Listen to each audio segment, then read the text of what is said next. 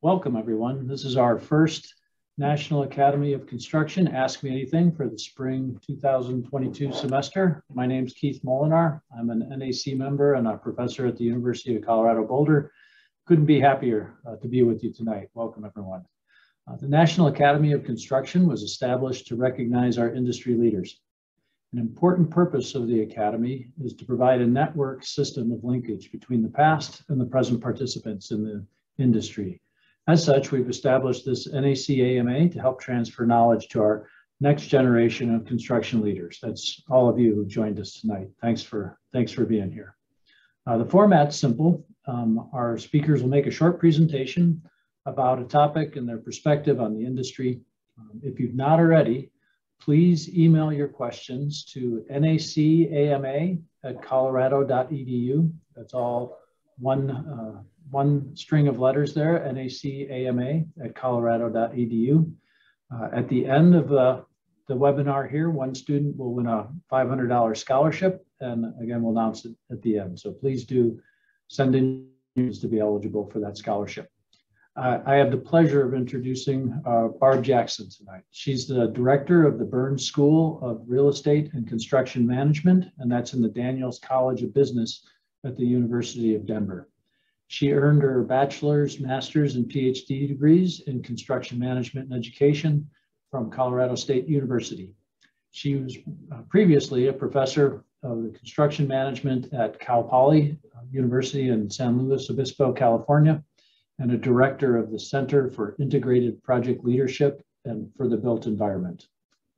Barb's had a distinguished career of 35 years where she's developed an integrated model for the entire life cycle of the built environment.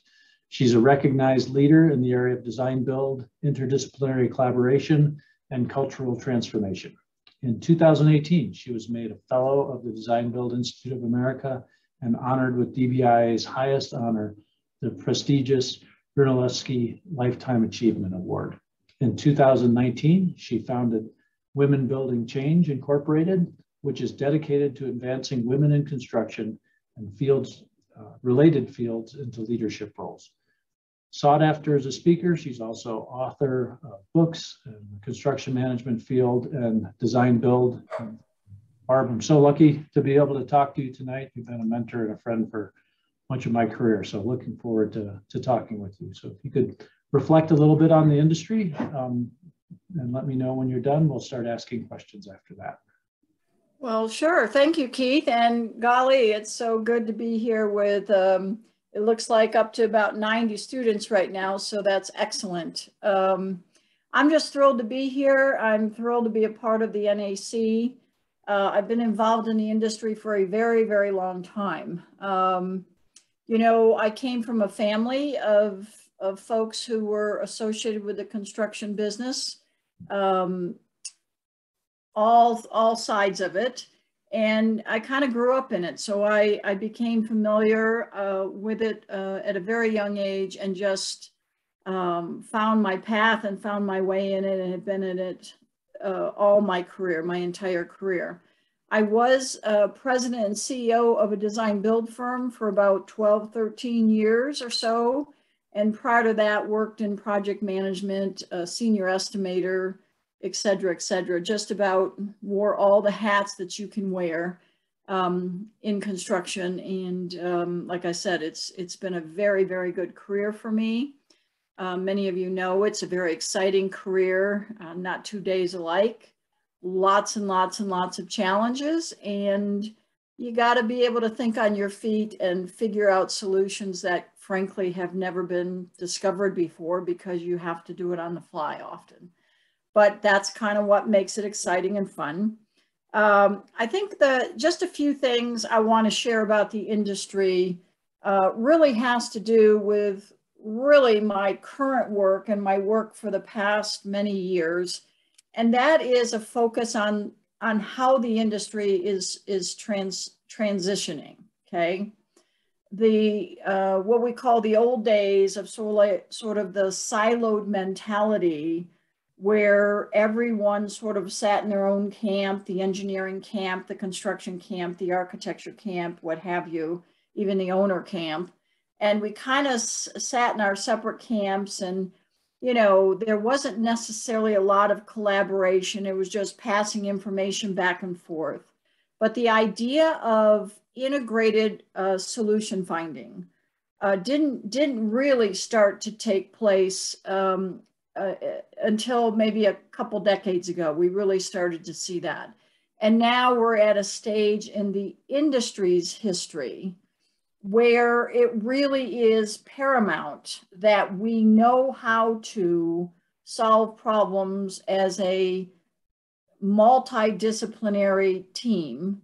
And as many times you'll hear folks say, the new master builder is actually the integrated team. So that is really where my career took off. I went from traditional design, bid, build, construction management when I was younger. And then I eventually created a company called Design Build Services Incorporated.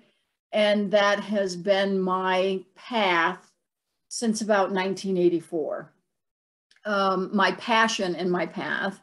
And the notion of the transforming industry, we've been in the midst of it for a while, but probably more than ever before, it's becoming more and more critical. So a lot of my responses to your questions will reflect more than likely that kind of perspective of what it now takes to be in this business. And I'm just going to put this right out front. You know, I'm going to say it right here. I want you to think about what it is you are learning in school, obviously, but I want you to also think about beyond that, what you're actually learning. What else do you need to know in this business? Because the reality of it anymore, if that's all you can bring to the table is a single discipline perspective, then it's not going to be enough. And what I mean by that is I'm not suggesting you need to go get more and more and more and more education formally, but you do informally. You need to engage across the industry, across the disciplines, with every aspect that you can in your projects and with your people and the people you work with, because you need to listen to learn in order to create and discover better solutions. And that's really what the industry is looking to you for, is to help them meet the challenges of our very, very complex projects today. And they're going to be depending on you to be able to do that. And whatever has been done in the past may or may not work. And you literally may have to discover new paths forward as you go. And again, for me, that's what has made this business so exciting. And so now I'll just take it away, Keith, and I'm ready for some questions. Great. Well, I really appreciate your views there. And I think a lot of the questions are going to ask you to kind of retouch a little bit on some of the things you shared. There's actually a number of questions around women building change. Let me come back to that. You can explain that in a moment, but let me first start Madison has a question. What are things that you found out to be challenging when you first started out as a woman in the construction industry? You know, I think again, I was kind of around it a lot. So I had a level of comfort around it. I didn't know much when I first started. None of us do, but I had a comfort level with it. And so the challenges for me was really, I think initially, Madison, was really establishing credibility. And this is what I discovered. Once you establish credibility, you know, it's kind of, it opens all the doors for you. And how did I actually do that? I did that, again, just what I just kind of alluded to was I participated.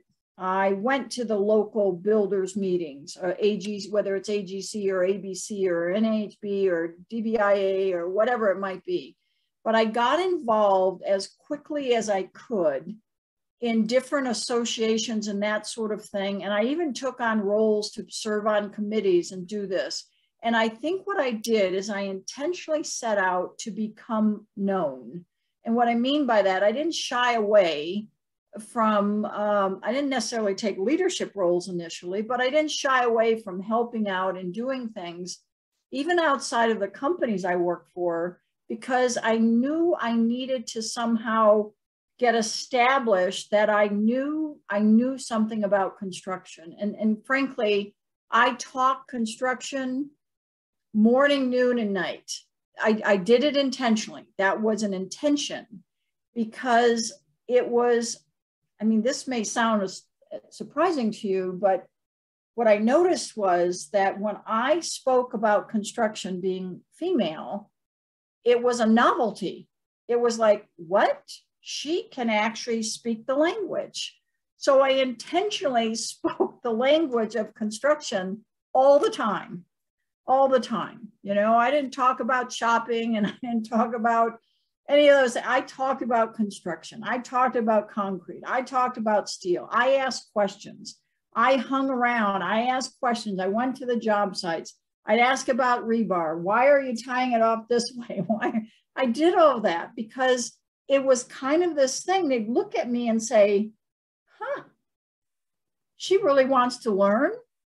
She really wants to know. So for me, the challenge was to get established as being known that I had some level of credibility, even though I was new to the industry or young. And by the way, this is the same, whether you're male or female. If you're young, you need to establish credibility, and not by knowing it all, but by asking lots of questions and learning it as you go. There's a great appreciation, I think, out there for young people who ask questions, quite frankly, that they truly are eager to learn from the more seasoned and experienced people.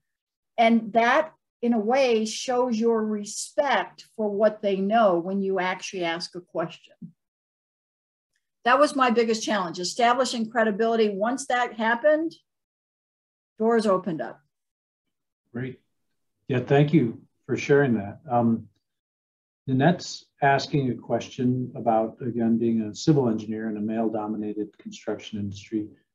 Did you ever feel intimidated or not respected? And again, what would be your advice to help you get over that?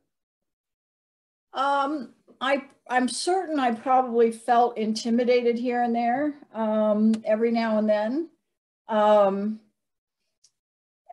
Get over it. I guess I don't, you know, you feel intimidated, that's a feeling, but what I did is try to stay in there and participate and ask some questions, and just really participate. You know, if I could participate, if I could go lift something, if I could do anything that would be helpful, I would do it. Because when I say helpful, I mean participate in whatever is happening versus standing by the wayside. You know, it's the notion of jumping in. You jump in, and somehow the intimidation isn't just all over you and it's like visible. Instead, it may be there, trust me, but somehow it's not quite as visible because you're kind of moving through it. As far as disrespect, to be honest with you, there was two very, very distinct times when I was disrespected. One of them, it was a project I was on that simply a subcontractor just decided he wasn't listening to me, and that was that, and it didn't matter, and so on and so forth. And, you know, I happened to be the PM on the project, and so we withheld payment from him and back charged him for not doing what he needed to do when he did it. But I only had a couple of those folks, only had a couple of them. Because the reality of it again is I was not there. I really was there to lead a project, to manage a project, and to direct work. And if they were not willing to take that direction, then I always had a boss that stood behind me, which is critical and very, very important. I mean, it literally went like this. They'd go to the boss, they'd say, I don't want to work with this person. And my boss would say, that's her job. You either work for her or you don't work on it at all. Adios. And that was the way I had the support around me. So if you are being disrespected, what I'd suggest is you need to talk to your bosses. And again, they don't need to stand up for you. What they need to do is make it known that you are the accountable person and you're the one they put out there to be accountable. And that's kind of what I'm getting at. There's got to be some level of leadership that occurs in all of this. And again, I'll just say this in general, but one of the challenges we have in this industry is leadership, frankly. I think there's a gap between the leaders we have and the leaders we need across the board. We're excellent at management, but there's something about leading that is a little bit different. There's a little bit different bent to leadership. And it really, what I'm talking about is it stems from being clear in your communications, clear in your expectations. This is tolerated, this is not tolerated, et cetera, et cetera, et cetera. That sort of leadership. And I know that it's not always there, but I'm telling you there's a way to develop that for yourself.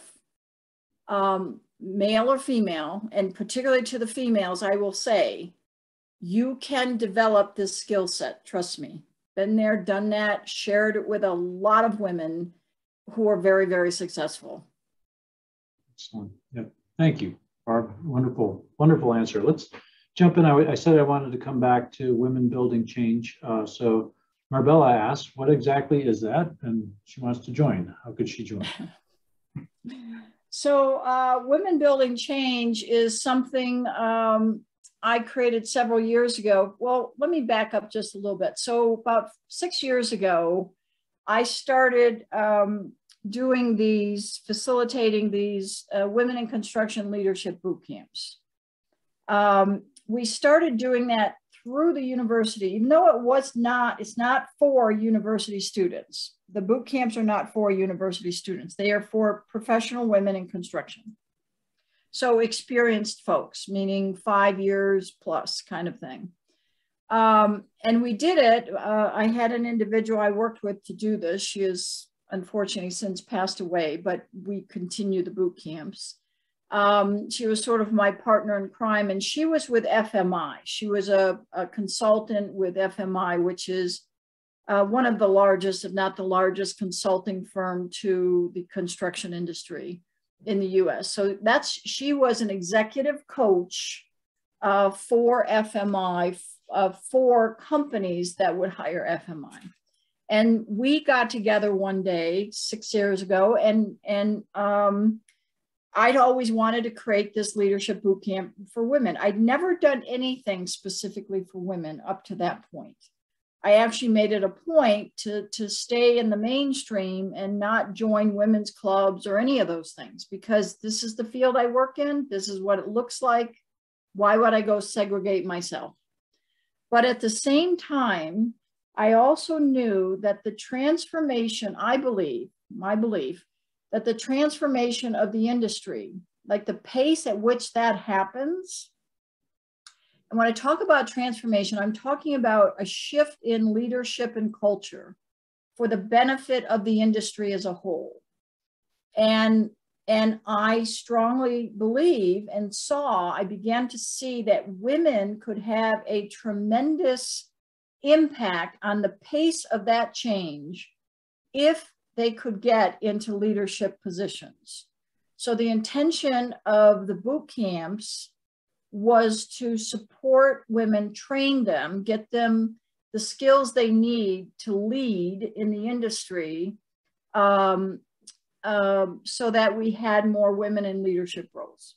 So that was the nature of the boot camp. And we did that. The boot camps were very successful, still very successful. I'm doing 3 a year. They're no longer connected with DU. They're independent with my own company. But here's the thing. After a while, it wasn't just the boot camp. I saw that there was other ways to support women other than the boot camp, to gain leadership roles, to learn the skills, so on and so forth, to lead in this industry. And so that's when I created Women Building Change, which basically is a set of resources. So podcasts and blogs and webinars and educational things and all of that. That's what Women Building Change is. It did start out as a nonprofit in which you became a partner, but we've shifted that model now. And because frankly, it wasn't, individuals were not signing up, and, it's just, they loved it, they participate, but this notion of being a member didn't quite work. So we just kind of eliminated that, created the LLC. Under the umbrella is Women Building Change, which again is a set of resources. It's on the barbarajackson.com website. You can go there and you can kind of read all the blogs, and we're just now launching the podcast. I have other podcasts I've done on other shows. They're on there. I've got videos on there that I've done for Black Creek Women, for Mortensen Construction. I'm going to be doing one for J.E. Dunn. So I go into these companies and I do these things as well. And that's what Women Building Change is. As far as joining it, you certainly can become a follower. You can connect and become a follower. There is no joining now. And if you're experienced, and you have, 3, 4, 5 years of experience, or 20, the boot camps 3 times a year. You can sign up for one of those. Great. Thanks, Barbara. 3.5 days of a great conversation. There you go. I did just put in the chat your website there, so people can find it. Yeah, I'd suggest you click on that and bookmark it for later. There's a lot of good resources up there that you can use. And then again, hopefully you stick with that after you get a few years of experience as well. So I'm going to change topics a little bit to something that you're certainly one of the leading experts in the country on, and that's design build. There's a lot of questions on design build for you here. So Paul's got one. What are the key points that an up and coming engineer can develop to gain a design build mindset? Wow. So one of my favorite topics, Keith. So Paul, years ago, I did a presentation. I actually did a whole course called Making the Mental Shift to Design Build. And that's kind of what you're talking about. And so, oh boy, that's such a great question. And some of the ways to develop that integrated mindset, because that's what we're talking about. Again, I already mentioned one of them. If you're trained in a particular discipline, engineering, construction, architecture, whatever it might be, that's, again, no longer enough. And so what I'd suggest is you learn what I call interdisciplinary fluency. It doesn't mean you go get another degree or learn the other discipline. It simply means that when you go to solve a problem, anytime you can run it by some other discipline perspective, right? I mean, my favorite thing is to watch engineers, let's say structural engineers, work with construction managers. Like they're just having a conversation. That's all they're doing. But the back and forth, well, this is what I want to do with this steel beam or what have you, right? And the contractor says, well, that's fine. It works well, except when you put it in that position, it's going to be really difficult to get that weld right. da-da. And then all of a sudden you've got this dynamic of learning from one another to come up with an overall solution that is better. And so this is fundamental to making the mental shift. And I'm going to say it this way, simple as I can say it. Get over yourself. Everybody just get over yourself. It's not about you and you having the right answer. What it is about, the mental shift, is getting to the best solution. That's the mental shift versus I know what I know. I got to get this right. I've got the right answer. They need to do it my way. It's kind of like get off from all that and say, this is what I have to contribute. This is what I know. I'm going to bring what I know. I'm going to contribute what I know. But what do you see that I might be missing that would even have this be better? That's at the heart of that integrated mindset, because what we're out for is the best solution, not my way or your way. And I call it label liability. I'm just getting ready to write a blog on this. We get caught up in our identity of whatever that is, engineer, architect, constructor.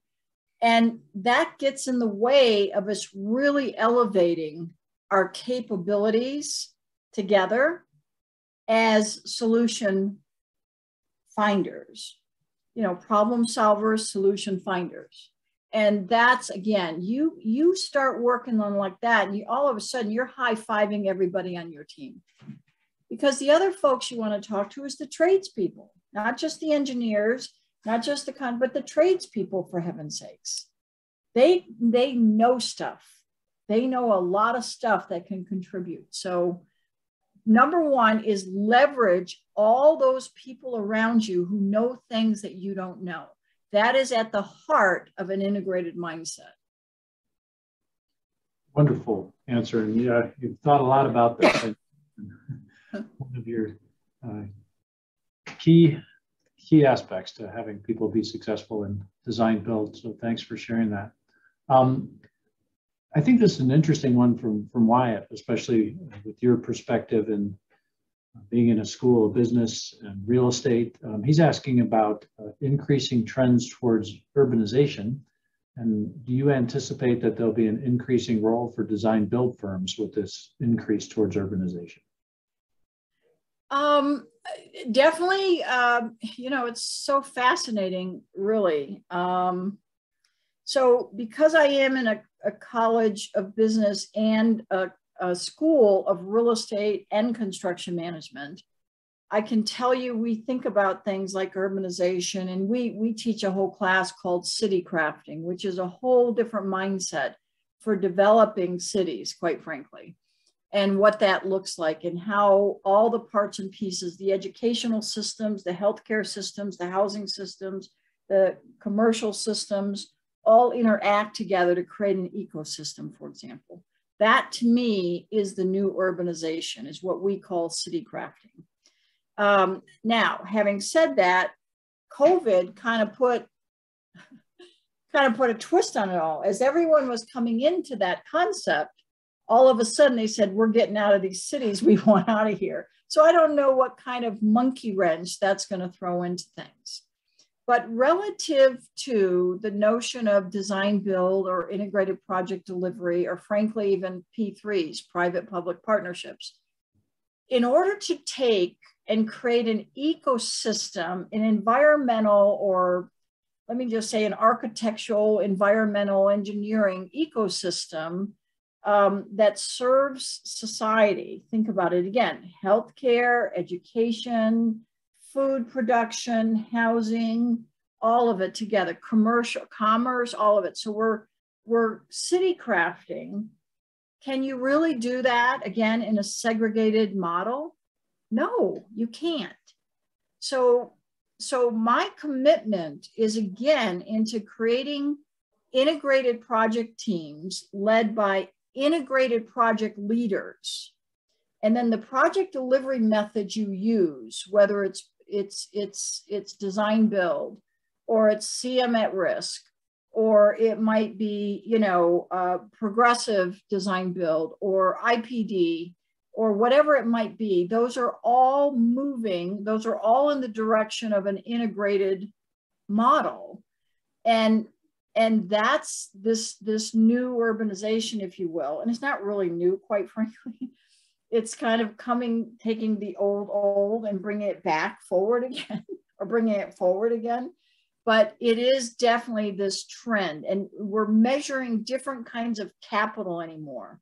We're measuring human capital, and we're measuring watershed, and we're measuring all this stuff, the ecosystems of what creates a viable living system. And so this is what I mean when I say, if that's all you can bring to the table is engineering or construction or, architect, it's not enough. If you haven't thought about the triple bottom line, economic performance, social performance, environmental performance, that now is your charge. It's your charge. I don't care what your discipline is. That's now your charge to deliver triple bottom line results: economic, social, environmental, regardless of what discipline you have. This is a different kind of a mindset. Wonderful answer. I really appreciate that. Actually, the last part that you hit on is part of Lyle's question.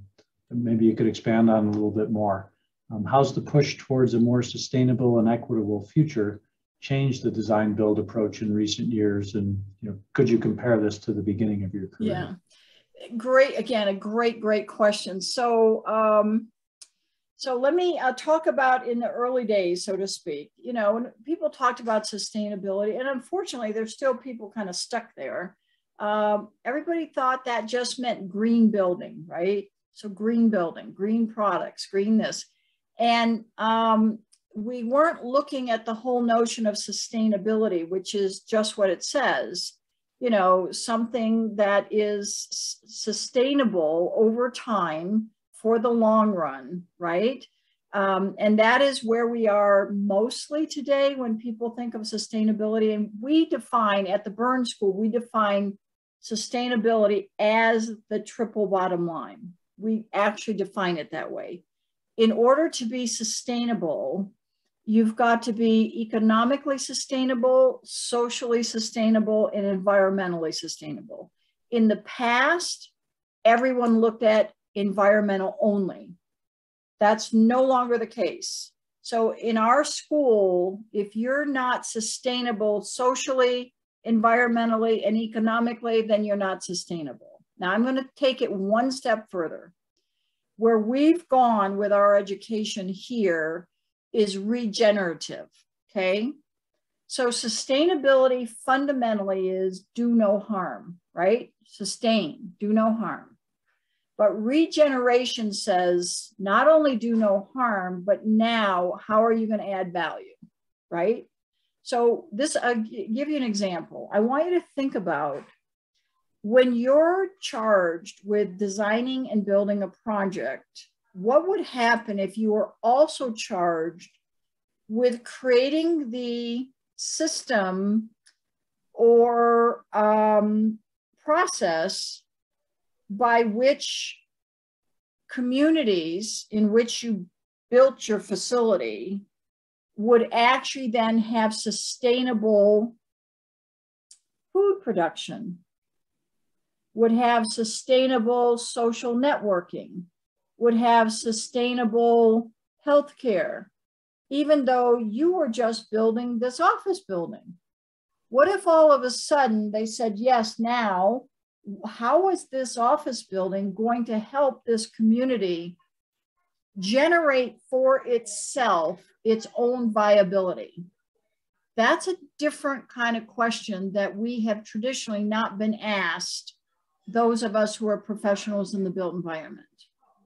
So if you believe, like I do, that nothing exists without the built environment, then this can be quite an intriguing question. I need to shut my door real quick. My family's home and Yeah. Making noise in the kitchen.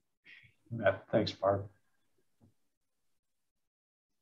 And if you haven't done so already, do please email any final questions here to nacama@colorado.edu.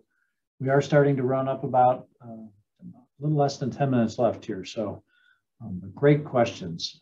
Let me follow up on one aspect of the bottom line here, which I think is a good one from Kunal, and that's, what are the essential skills one should adapt for a successful business which deals with design and construction? So how do you craft a successful business if we have someone trying to start a design build firm or related work? Well, very, very good question. Could go lots of different ways with this, but I mean, the key term in that question to me is successful, right? Yeah. Successful business, not just business. And this is, I'm going to share with you my perspective on it and what I've done my whole career, okay? I have always looked for that area that no one else is addressing in this business, okay? That's how I got involved in design build, quite frankly. I started my design build company 8 years before there was a Design Build Institute of America. I'd heard about it as a sophomore in college. I first heard about the concept and I thought, why would you do it any other way? I then went out and did it the other way for several years. And then I started my company in 1984. And DBI didn't come about till like 1992. So how did that happen? That happened because in my own experience, I could look around and see there was better ways to do this business. So what I'd say to you in terms of business is always look for that aspect of the business that is being missed. That would be my take on it. I would look for what's missing that if I put it in, it would be of great service to people. Yes, you're still going to deliver design services. You're still going to deliver construction services, perhaps. But, you know, in addition to that, what else is missing for them? When I created my own company, Design Build Services Incorporated, we had a tagline. And the tagline was, when you serve people, you don't have to sell them anything. And what I noticed was that when most clients, when clients came to me, they'd already been maybe to 2 or 3 other firms and they were dissatisfied. Okay, they did the same thing we did, but somehow they were dissatisfied. What was missing for these individuals is some sense of deep listening and listening to serve what they actually needed versus just giving them what I thought they should have. And this is the thing, every client for me, I'm listening to see what would actually serve them versus what I gave the last 3 clients. Because what I gave the last 3 clients may not work for this one. So always look for, you know, you can use the terms blue ocean space or whatever you want, but there's a notion in real estate. It's called desire lines. And I don't know, and if you're in architecture, by the way, you may know what desire lines are. But desire lines are sort of those paths in the mud that don't follow the sidewalks that were installed. Okay, so the sidewalks went across campus this way, yet people are walking in the dirt across a different direction. That dirt path is the desire line.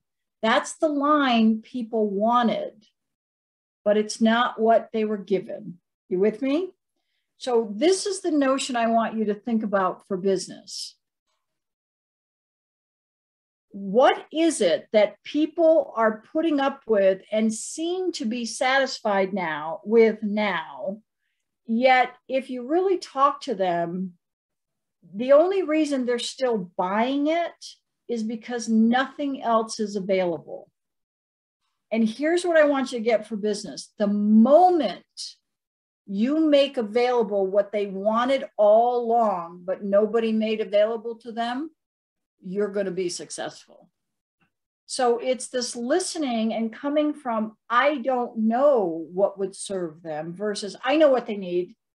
Every competitor I had always said, I know what they need. They don't need that. And I just laughed. And I said, you have no idea.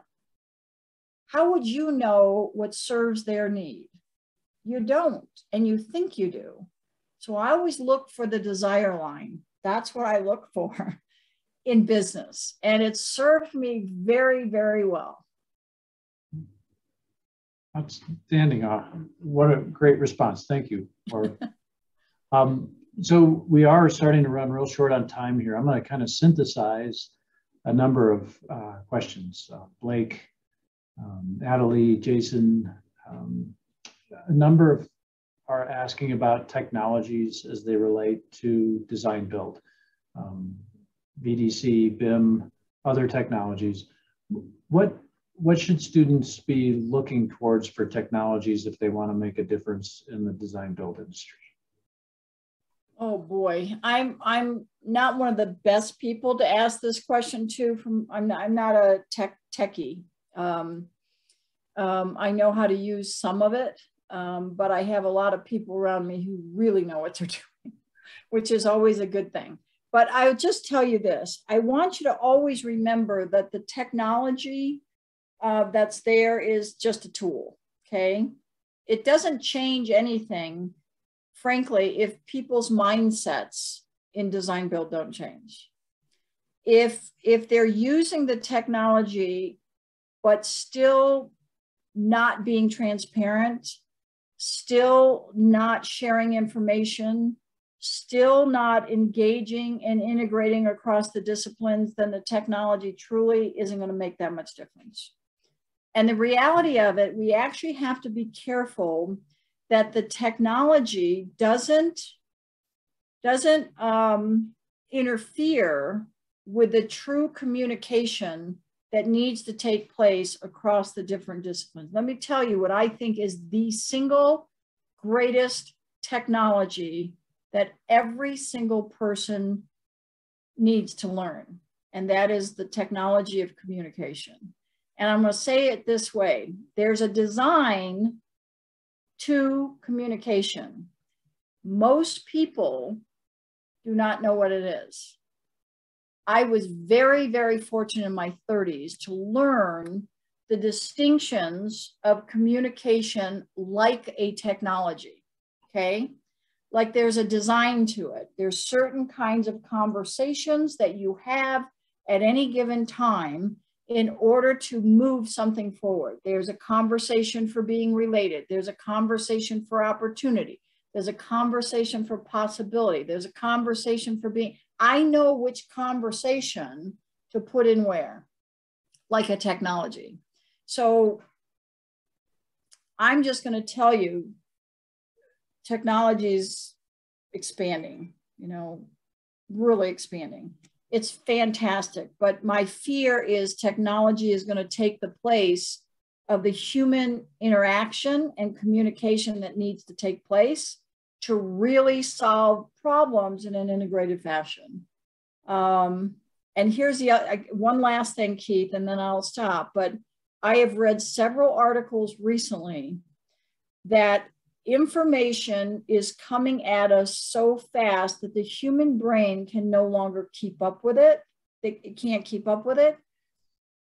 There are companies that are seriously looking at going back to two-way radios because they need everybody to hear the chatter on the radio, because what's happening is people just can't keep up with all the information coming from multiple different sources, and it's causing some problems where we cannot keep up.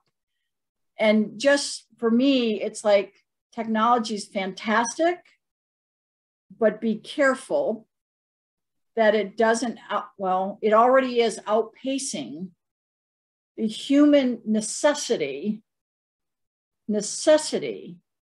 to actually solve these problems. So that would be my last word on that.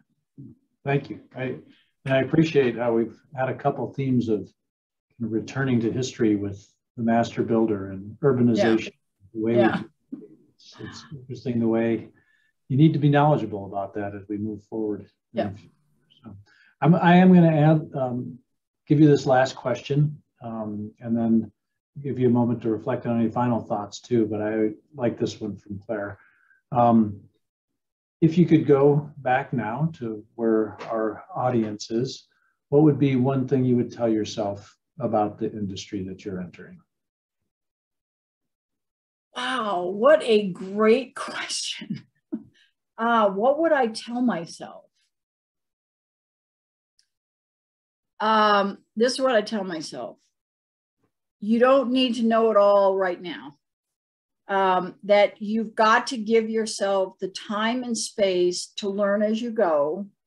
I was one of those people who thought I had to figure it out before I could go pursue or go do or anything, instead of letting myself learn as I go. I'm expert at learning as I go now, but it took me a while, and it took me, unfortunately, a little too longer than I would have liked it to.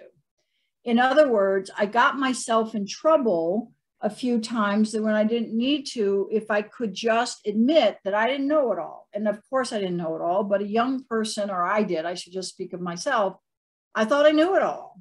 I didn't. That's what I tell myself. You don't know it all, but here's the most important piece of that. You don't need to know it all. Nobody expects you to know it all. And as a matter of fact, if you'll put yourself in places where you don't know it all and you let people know you've got some yet to learn, they're more than happy to share with you. And that was actually a great benefit to me. When I would kind of let the guard down and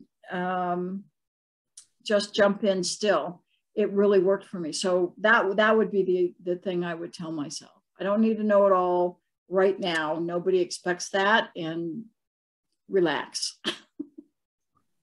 That's great thought, Barb. I know when, even in my job today, when I think of myself as a beginner, I do such a better job, and it's so much easier, and people relate to what I'm trying to lead in better. So wonderful advice. So in a moment, I'm going to share who our scholarship winner is. But before that, I wanted to give you just a moment to close with any final thoughts for our participants here. Well, first, these are great questions. I'm thrilled that NAC is doing this. I'm thrilled that I was asked to participate. And first off, also, if any of you ever want to reach out to me, you can reach me at barbara.jackson@du.edu, or barb@barbarajackson.com also works. But I think I just want to close with that. I just think that the future of this industry is really is exciting for me to think about. But the key to that future, honestly, is everybody who's on this call. You are its future, and that's the most exciting thing for me, is that to influence the next generation of who leads this industry is what I'm out for every single day. That's one of my goals. That's why I'm doing what I do at DU. That's what I'm doing with Women Building Change, because I just know that in your hands, we're gonna definitely shift from just order takers to value generators, because that's what you're interested in. You're interested in generating value, doing work of value. You're interested in purpose. It's no longer just about concrete and steel and making money. It really is creating an environment in which people can excel. And I just think you've got that. You've really got that as young people, and that's what I'm hoping for as the future of this industry. And that's why I'm still as excited about it as I was when I was young, probably more so. I'm even more so excited. I didn't lose one bit of my interest in this industry anywhere along the way. Not one bit. Barb, thank you so much. It's been inspirational to talk to you as always, and I just can't thank you enough for accepting the invitation and doing this. So yeah, I just have a couple other thank yous. One is to the NAC for hosting this, to Wayne Crew for sponsoring it, and Sandy Pittman for organizing everything. Thank you so much. I'd also like to thank the membership for all the donations that you give to our future leaders here through the scholarship programs and other things. So with no more delay, I'd like to congratulate Grant from Brigham Young University. Thank you for joining us, and you'll be our scholarship winner tonight. So we will email you. So look for that email, and we'll get your information and a little bio for our webpage. So for everybody else, thank you for joining in. We will have another one of these in a month. So look for our advertisement, and look forward to talking to you then. Thanks again, Barb. Thank you all.